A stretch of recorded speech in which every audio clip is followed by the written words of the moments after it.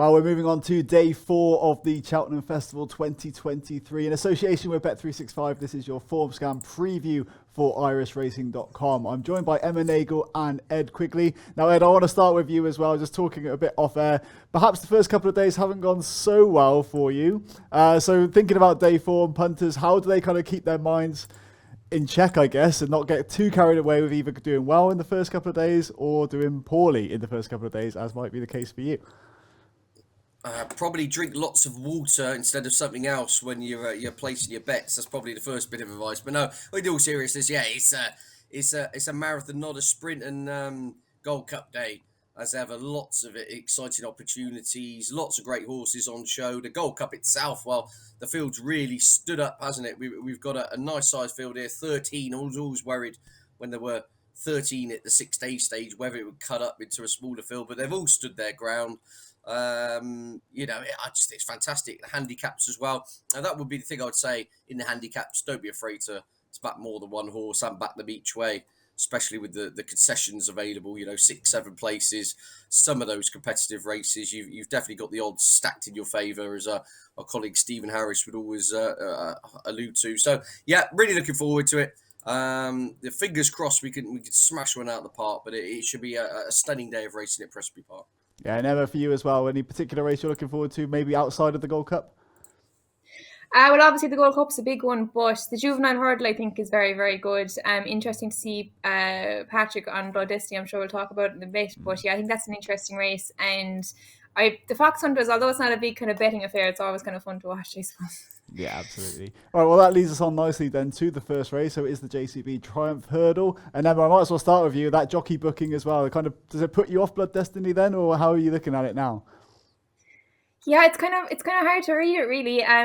Patrick, I heard him interviewed earlier in the week, and he was saying he was hoping to get on him. To be honest, I didn't think he would be. The vibes were so strong about Blood Destiny that I think kind of a lot of people were expecting Paul to ride him, but he's on the Rich Ritchie horse, and yeah, look, it's definitely a bit of a minus for Blood Destiny. You'd have to say, because as good as Patrick is, he's an amateur and he's riding against professionals here, which it's going to take away a bit. But look, I'm still with Blood Destiny. I think he's top class. Looking at his form, he's beaten some good horses. Although the one in Fairy House the last day, I suppose there's a few ways you can take it. He did get his own one of the race, but he did beat Cheltenham Festival winner this year in Jazzy Matty, and he beat Nuzret, who went on to win a Grade 2 in Kempton. Look, you'd have to have an awful lot of respect for Lossiemouth as well.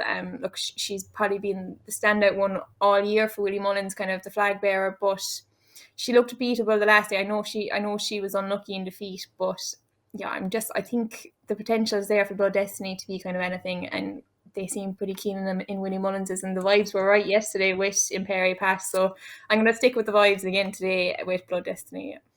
Yeah, and how about for you, Ed? Yeah, well, long-term fan of Blood Destiny. He's an anti-post selection in this show, so yeah, I'm obviously pocket talking, but I was strongly in the camp, or at least I'm not privy to the politics, but I thought Paul Townend would be on board. I mean, this horse has just oozed charisma and everything he's done.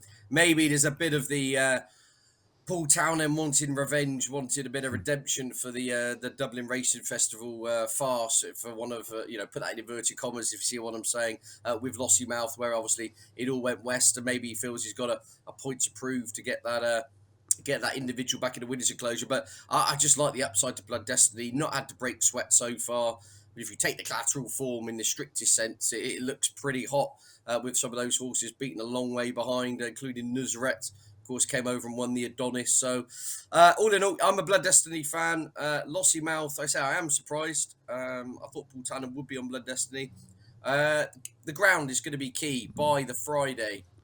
There's a chance it could have dried up a little bit. I think that probably will help Lossiemouth. I think that's a pretty good turn of foot. Blood Destiny looks a relentless galloper. But all in all, I'm slightly with Blood Destiny. I'm not quite as confident as I was given the jockey bookings. And I'll probably leave it at that. So Blood Destiny for me. Outside of that, I mean, it's not a two-horse race. We shouldn't be disrespectful. Gala Marceau, obviously, got the job done last time out. And a lot of people are looking at the Lossiemouth excuses, and maybe not enough credit has been given to Gala Marceau in the manner in which she won it. Hood on for the first time, interesting. for Danny Mullins. So here she's a little bit of a quirky sort in the prelims, etc. So it'd be interesting to see whether they can kind of keep a lid on her. And if everyone, there's a chance she could boil over what will be a pretty feverish atmosphere. Outside of those, you are then looking at 14's Bar, aren't you? Joseph O'Brien's horse hasn't been declared. The one who won on Trials Day, name escapes me. He's had a little setback. And probably the best of the British Challenge on paper from earlier in the season. Scriptwriter's not running after he ran deplorably at Kempton. So it has kind of cut up to 3 versus the field, hasn't it, market-wise? And I'm sticking to my guns. Blood Destiny is an exciting type, and I'm going to go with him. All right, so I think that's strong from the panel here for Blood Destiny going in the first. Let's move on to the second race on the day, the 210, the County Hurdle. Ed, I don't think you have a particularly strong view in this one, but I know there is one you have been on, Anti-Post. I have a very strong view in this one, Joe. Pembroke is my handicap good thing in inverted commas for the festival. Very keen on this horse's chances. Each way price still backable. If you've ever seen a horse who's perfect for the County Hurdle, it looks like Pembroke. And obviously the Dan Skelter team already been in the Winners' Enclosure this week in the handicaps when they landed the Coral Cup earlier in the week with Langadan. And Pembroke absolutely dotted up on his first couple of starts, or his second and third start over hurdles, including at Ludlow when he won hard held in a minor event, and then he went straight into the Grade 2, proper baptism of fire on Trials Day, and that was when he was stepped up to 2.5 on soft ground. And again, I've watched that race a few times now. It travels like the best horse for a long way, and then quite simply got outstayed by the stayer. The horse he got beaten by, Rock My Way, is trained by Sid Hosey, runs in the Albert Bartlett, and they're hoping he's a future Grand National horse. So that kind of tells you all you need to know. He was the 4-mile future chaser, outstayed essentially a 2-mile hurdler over 2.5 on deep ground. Now, I've got my wish. He's down in trip, 2 miles, 1 on the new course, been given a mark of 136. I really think that could underestimate him. And the Dan Skelter team have a terrific record in this race, don't they? They won it 2016, 2018 and 2019. They've had West Cork third time lucky go close in it in recent seasons as well. It's a race they target. It's a race they find their County Hurdle horse in the August or the summer before, and they kind of plot them out for it a little bit. And I'll be very disappointed if Pembroke's not in the frame. And one from the Irish Challenge, I have had a little bit of a few quid on at a big price to run into a place, would be Ballyadam. I think he's been a little bit of a nearly horse, but the Henry de Bromhead team are just starting to click. Ballyadam ran really well in this last year, finished 5th. We're not getting a clear passage at all coming into the home straight. So I don't think he's a forlorn hope off his mark. You know, you go back to the 2021 Cheltenham Festival, he was placed in the Supreme. As I said, it's never quite happened for him, but he is in handicap company here. He's 22-1. Rachel Blackmore, Henry de Bromhead, in form kind of combination. So I've played him each way as well. If he can run into a place, I'm happy. But look, it's all about Pembroke for me in this. I think he has major claims. And Emma, with the Irish angle as well, any particular view for you on this on the County Hurdle? Yeah, like as I had mentioned, Dan Skelton targets it, but Willie Mullins definitely targets it as well. He's had 6 winners and 8 places in this race over the years, and he does well with a young horse coming through to take this. And I think Hunter's Yarn is probably the one he's been lying out for this one for a while. If you look at his form, the last day he beat Imagine and a good horse of Gavin Cromwell's. I know the way you're thinking in Navan. Imagine is now well fancied for the County Hurdle. And he was very, very impressive that day. You know, I heard Willie talking about this guy at the open mornings, and it kind of sounded like he didn't. I don't think he really thought he was a handicapper. I think he was just trying to separate him and his other novice hurdlers in Perry Pass and Facile Vega, obviously. Yeah. He was trying to separate. He was trying to separate all the Munir horses anyway, at least. And this fella would just ended up going here. So you know, I think he could be Holly be a graded horse in a handicap. He could be a real kind of maybe not state man, but that kind of profile coming into it. So I'd have massive respect for him. Look, obviously the Emmett Mullins horse as well, Filey Bay, second in the Betfair Hurdle last time. I have to respect him, but Hunter's Yarn for me, I think, in this. Yeah, great stuff. All right, let's move on then. I think we've already touched on it a little bit, the Albert Bartlett. But Ed, take us through your line of thinking looking at this one. Again, 20 to pick through here. So yeah, take us through the top of the market. Absolute guesser. If I'm going to be blunt with you, no, I think this is incredibly wide open. The market would suggest it 9-2 to field in a Grade One. It's got the feel of a kind of Saturday handicap chase around Uttoxeter, hasn't it? I mean, this is a huge field, 20 runners, 9-2 to field. Good luck. I mean, I'm vested interest. I'm on Sandor Clegane, anti-post. Back to him at 14s or 16s anti-post. He was into about 8s, and I think he's back to about more or less the same price I backed him at. But look, he runs. He's unexposed. I think he's an exciting type. But I've got an honest review. No real strong views here. If the ground had gone absolutely bottomless, I wouldn't have ruled out a revival from Nigel Twister Davis's horse. We've all been caught, but I don't think that's going to happen here. All in all, I find this totally muddling.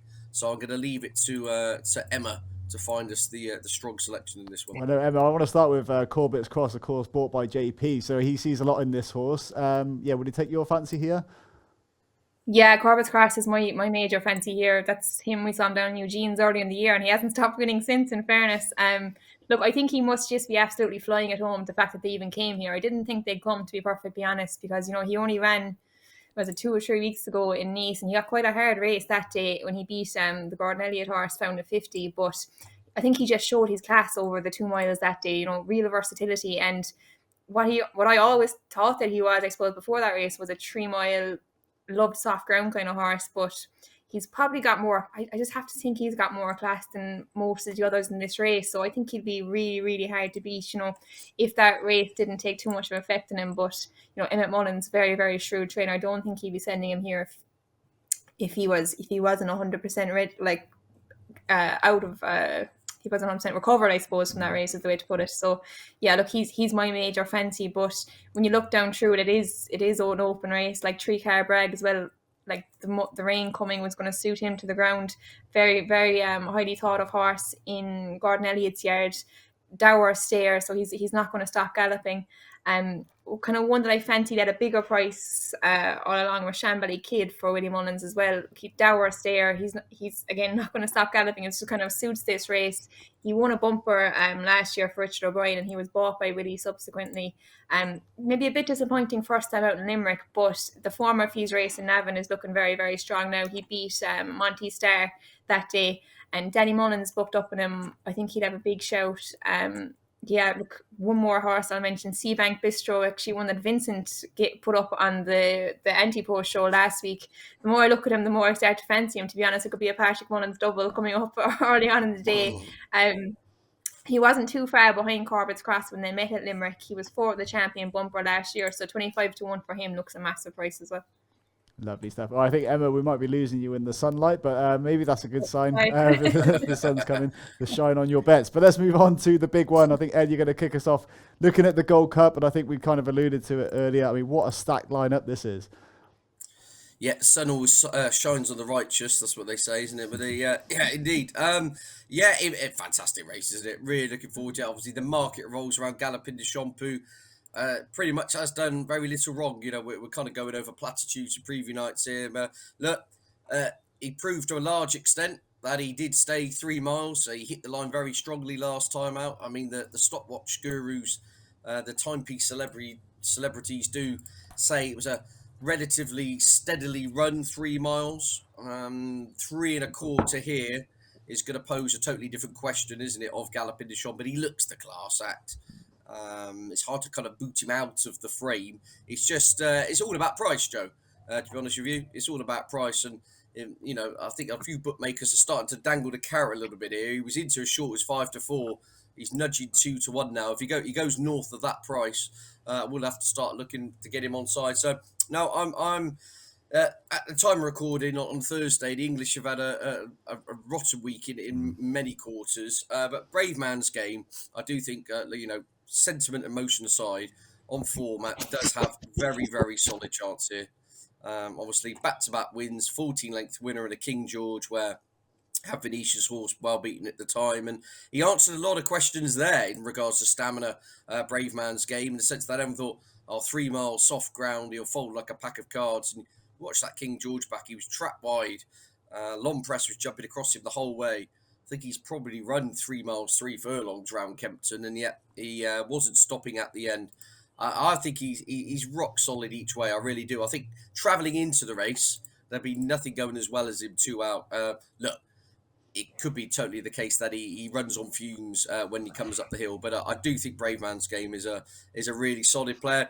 Those are bigger prices. If the rains did arrive, which on the Friday they're not certain to, I do think Protectorat comes into it. But I'm starting to warm to the Cinder Russell's horse near Ahoy Signor. I'm starting to think maybe I was going mad, but this horse has got a phenomenal record in the spring. He really has. He just seems to, whatever reason, his form turns inside out after Christmas. And of course, he was runner-up at Cheltenham last year in the Brown Advisory. He's got some very good form in the spring, and he won on trials day, obviously on soft ground. So the Yard of Flying, they brought down Corrick Rambler in the 11-hour journey in the horse box, and he got the job done, didn't he? And I wouldn't be shocked if there was a big run from him now. He's probably going slightly under the radar, but look, fantastic race. Galopin Des Champs, I think the most likely winner, but as I said, I keep your eye on the price with Galopin Des Champs. I wouldn't say he's uneasy in the market, but he's starting to drift towards a backable price for me. If he hit kind of 5-2, I would have to get involved in that type of price. But Brave Man's Game each way in what is a race you can literally, I think you can make a case for 10 of them. If truth be told, Noble Yates, Statler, Manella Indos, those types of the Dower Stayers. There's always a Dower Stayer which gets involved in a Gold Cup. Your Bobsworth or your Lord Windermere or your Synchronised. Being slow isn't always a problem in this race, and especially if the ground is riding on the soft side. So terrific race of the week.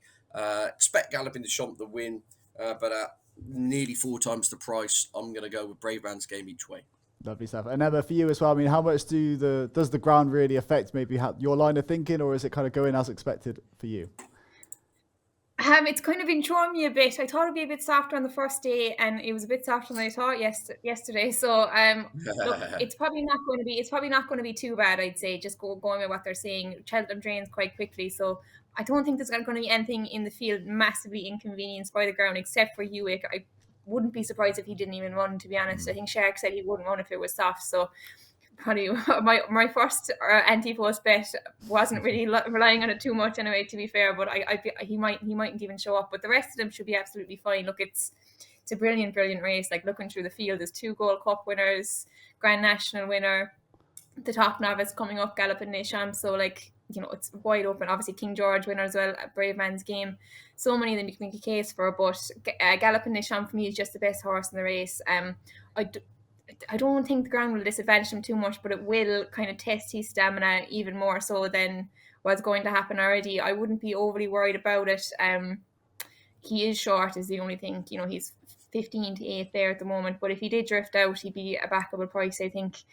Course winner, I just think he's the most likely winner for me, but I don't think I could leave Manella Indo behind at 20-1 either, to be honest. Like, Henry de Bromhead's horses are absolutely flying at the moment. He's had 2 winners already, a lot of good chances on the Thursday as well. So really looking forward to seeing him run. Like, he's Cheltenham form. He's won a Gold Cup, the second in the Gold Cup. He beat Statler at Tramore, albeit he probably was a lot more ready than Statler that day. But I think Henry was actually quoted saying he's having his best ever prep for Cheltenham as well, which, would have to be only encouraging. Mark Walsh is booked, which is interesting. So 20-1, I think that's just a brilliant each way bet. But Galopin Des Champs, most likely winner for me. Yeah, and I think, as Ed alluded to as well, you could almost make a case for all of them. So picking through this lot is pretty difficult. And I think we haven't really touched on Statler too much, but I know Stephen Harris from Betting Expert is keen on Statler as well. So, like I say, there's plenty to pick from. It's almost your guess as good as ours, it seems. But let's move on to the next race. What a race the Gold Cup promises to be. So there, the 4:10, so the Hunters Chase. Ed, again, I think you were saying you didn't really have much of a fancy here, but what would your line be thinking here? 24 declared. Yeah, take us through it. Yeah, I'll be passing, Joe. I'm not going to lie. I generally would not have a clue. The Hunter Chase scene, the point scene, I don't keep an eye on it over here, let alone with the Irish mixed in with it as well. So no, I'm not going to try and bluff my way through it. I do not have a clue. Oh, that's good honesty for you there. But Emma, you maybe have a little bit more of an idea then. Yeah, look, it's not something I'd be having any major bets on, but I do enjoy watching it. And look, Bill Away coming back, I suppose, blinkers on for the first time, should bring out more improvement. Maybe Patrick Mullins will be on the triple at this stage. Blood Destiny, Seabank Bistro, now Bill away. But I think my major fancy in it is Chris's Dream, and the more rain that comes down, the better for him. He's just a horse. Like, if you look through his form, he's got, class on the other horses by miles. He won a Troytown, and he won a Red Mills Chase in his day as well. So he's just a glass act coming into the race. He's been good on point to point so far this year. As I said, like, his best ground is on soft to heavy ground, so his best form is on soft to heavy ground. So the more rain, the better. Maxine O'Sullivan rides him. Maxine and Eugene actually produced this horse when he was a point to pointer, so she'll know him very, very well. She's a previous Fact Hunter winning rider, so yeah, I think 10-1. He's a great bet for me. The more rain, the better. But 10-1's a good each way price for him. I think he'd be right up there. Lovely stuff. All right, let's move on to a race that, Ed, maybe you have a bit more of a say on. Let's go into the Mayor's Chase. First of all, do you like the race? Obviously, it's a new addition to the festival. Not massively. How should you say? I'm a bit nonplussed in the sense that the Mayor's Novices hurdle irks me a bit more. Personally, I find that a little bit more unnecessary. How far do you keep going in terms of diluting things? Look, the Mayor's Chase, not a race that generally gets me absolutely buzzing anti-post wise, but when you look at it now, two very classy mares at the head of affairs here. Allegory de Vassy and Impervious, a little bit chalk and cheese, aren't they? I'd say Allegory de Vassy, bit more spark, more of a poser, arguably a bit more of an engine, bit more zip, but you want to kind of watch her jump a fence from behind the sofa, don't you? Has been far from foot perfect, has dived right-handed at a few obstacles, would get me nervous. On the other hand, got Impervious, who doesn't particularly do anything really flashy or with kind of, celebrity brilliance, yet gets the job done and is a wonderful jumper of a fence. Beaten Journey with me last time out in that grade 3 looks very smart form, I think, and I think Impervious is the solid one. So it's very tricky out of the top two which way to go. On balance between those, I would pick Impervious just on the basis I think her jumping is so assured. I think she's the safer option, but I've backed one each way at a big price in here, unsurprisingly, Joe. That is Riviere de Tell for Gordon Elliott and Davy Russell. She was a high-class mare last season. Now, the emphasis being on was, which is why she's 20-1. But you go back through some of her form. I mean, she thumped Jeremy's Flame. She won a grade 2 by 20 lengths at Punchestown. She ended up 7-2 in the Arkle to beat Edwardstone, etc. It didn't quite happen for her on the day, but still finished 5th. The likes of Edwardstone and Blue Lord ahead of her. She's got some amazing back class. Now, the wheels really came off in spectacular fashion up at Carlisle in a listed race in November. Afterwards, it was reported there was an issue. They got a scan and looked at, and she had a big problem with her back. Now, she had an operation. They fixed her back, and by all accounts, she's just been schooling and keeping her fresh for this. On last season's form of being beaten half a length by Blue Lord and being a length by Fernie Hollow, there is absolutely no way on planet Earth she should be 20 to win this. Her form from last season is the best form in the race. It's a question of, do the old fires still burn? Well, it's 20-1, Joe. I mean, crikey, you don't even need to. That is a very cheap way to find out whether the best mare in the race has still got it. So it could be, look, she doesn't want to do it anymore. The back operation, whatever, and the physical ailments have caught up with her. In which case, fair play. But as I say, 20-1, she was jumping the last in last season's Arkle. Upside, she Tingle Creek winner, and the horse who was Blue Lord, who's contesting a Ryanair chase. So her back class entitles her to be essentially a lot shorter. So I'm going to take a chance each way. Riviere de Tell. Allegory de Vassy gets me nervous. Impervious, I think, is very solid. But I think what we've seen from Impervious is probably what we're going to get. Yeah, never. Have you heard anything from Gordon Elliott regarding Riviere de Tell? No, when I was there, I think she might have been just after having the operation. I haven't heard anything since then. But yeah, look, she's a very classy mare in her day. You have to say she has a real chance if she jumps. But I think Allegory de Vassy, for me, she just looks like kind of maybe something that could be a bit special. I agree, Impervious, very, very good mare. She looks solid, but I just think Allegory de Vassy could have the potential to be kind of at a different kind of level maybe. I wouldn't be that worried about her jumping myself. She was a bit sideways at Thurles last time, but she was straight as a dime at Limerick the time before that. So I don't think it's like a major issue in her. I think maybe freshness as much as anything can made her go like that. I think her and Paul Townend would both be a bit more on song this time. So yeah, I think she should be very, very hard to beat. Kind of looking through the rest of them, like you have. It's kind of funny. Like Eddie May is always kind of a reliable in this race, and she's been any forgotten about. Like she's kind of still retains her abilities to some degree, and she's got the blinkers on for the first time. She could run a big race. Like it's. I wouldn't have any issues with this race myself. Like it looks a real competitive affair. Looking through the Magic Days as well, it's kind of one.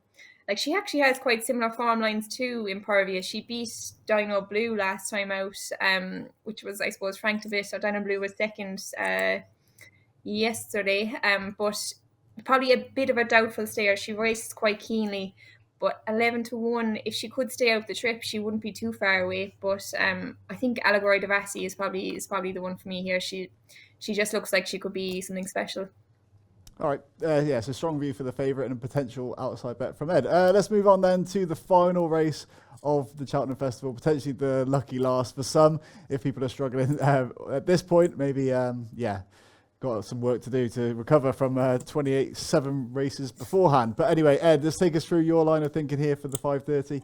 What do you reckon? Yeah, very competitive. You've got 3 horses vying for favouritism at the time of recording: Spanish Harlem, Imagine, and Cool Survivor. Obviously, Vincent will be wincing into his oats. He wanted Cool Survivor in the Albert Bartlett. That's not happened. They've gone this route. Fascinating Spanish Harlem, I believe, has got Michael O'Sullivan booked, who kind of the man of the moment at the moment. And then Imagine is a horse who I think is got major claims going up in trip, and obviously the Hunter's Yarn form. Be interested to see how that horse gets on earlier in the card in the county hurdle. But I'm each way against the big 3, fairly enough, with the 4th favourite here. Harry Fry, Lorcan Murta, Might I, tongue tie on for the first time. Ran a really nice trial for this on trials day, fairly enough, when beaten the neck over 2 miles at Cheltenham. I think this trip will suit. He's a half brother to Statler. So I don't think coming up to 2.5 miles is a problem. Critics will say, well, the horse tried 3 miles earlier in the season, but was far too keen on heavy ground and didn't get home first time out, and that freshness kind of told. But I think this intermediate trip could be perfect. And again, it's just a case of horses in a handicap off 145, and you look at last season's novice hurdle form. It's absolutely mustard, isn't it, in defeat? Third to John Bomb, beaten 4 lengths. Runner up to Constitution Hill, trying to give him weight. I think Harry Fry said in hindsight they were all mortified after Mai Tai got beaten by Constitution Hill at Sandown, trying to concede £4. I think afterwards they might think history will tell you that wasn't all that bad a run, if truth be told. But his novice hurdle form really stacks up. And of course, he then went on to Aintree over a similar trip to this, and he was runner-up to the late horse of Gordon Elliott's, 3 Stripe Life, who of course was a multiple Grade 1 winner himself. So he's been finishing up the backside of all those top Grade 1 horses. He's in a handicap here, up to 2.5 miles. Trained for this race. Lorcan Murta knows the horse well. That's something else we should also point out, Joe. Quite a few of these jockeys, they will have sat on the horse, but in public, at least anyway, they're on the horse for the first time. Lorcan knows Mai Tai very well, and he knows Cheltenham with the horse very well, if you see what I'm saying. So there's no kind of surprises in that sense. I think that's got to be factored in into the equation. So those right at the top, forced, I'd be with Imagine, but 10-1 each way, down to 6 places. Might I, my selection in the Get Out of Jail Stakes. And how about for you, Emma? Don't have a massively strong opinion in this one, to be honest. Look, the 2 at the top of the market, Imagine and Spanish Harlem, are pretty closely matched on their form. They met at Goran earlier in the year, and a novice hurdle looks quite a smart novice hurdle now. But Spanish Harlem was 3 lengths behind Imagine that day, 3 or 4 lengths behind Imagine that day, and look, they're pretty evenly matched here, given on the weights. For me, look, it's always a hard race to pick a winner. I think there's only 1 winning favourite ever, and only 2 horses who have won the race have gone off at single figure odds, which is kind of hard to imagine, really. So yeah, nothing in this to me, to be honest. I'm not even gonna pretend. That's fair enough. But yeah, as Ed alluded to as well, I know Vincent's very keen on Cool Survivor in the last. So yeah, let's keep an eye on that for irishracing.com viewers. So that wraps it up for our preview for day 4. So once again, Emma and Ed, thank you very much for your views. Been an absolute pleasure this week. Thank you very much as well for watching. Hopefully we found you some more winners throughout the week, and be sure to subscribe for more. We'll be back on Monday. Emma will be here to kind of wrap up the week with Johnny and Vincent, and also Ed, we're back to business for the weekend's racing as well. So stay tuned for plenty more coming your way. Thanks for watching, and we'll see you again very soon.